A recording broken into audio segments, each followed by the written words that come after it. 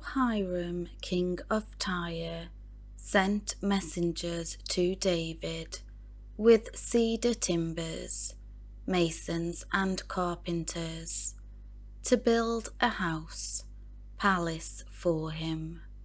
And David understood that the Lord had established and confirmed him as king over Israel, for his kingdom was highly exalted for the sake of his people Israel. Then David took more wives at Jerusalem, and he became the father of more sons and daughters.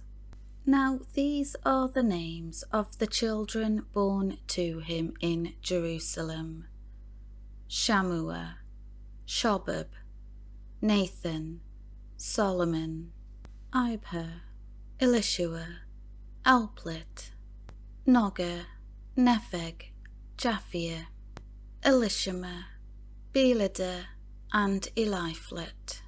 When the Philistines heard that David had been anointed king over all Israel, they all went up in search of David, and he heard about it and went out against them.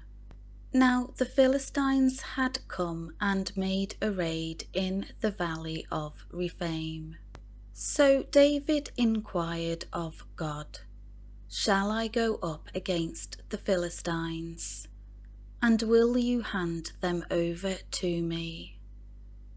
Then the Lord said to him, "Go up, and I will hand them over to you." So Israel came up to Baal Perazim, and David defeated the Philistines there. Then David said, "God has broken through my enemies by my hand like the breakthrough of waters." Therefore they named that place Baal Perazim.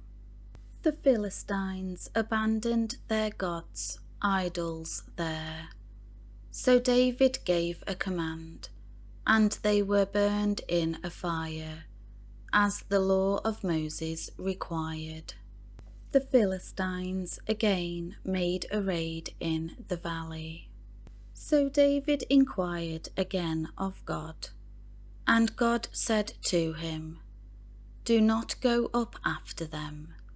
Circle around behind them, and come at them in front of the balsam trees.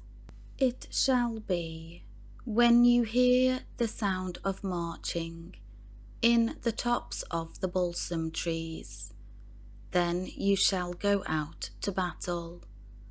For God has gone out before you to strike the Philistine army."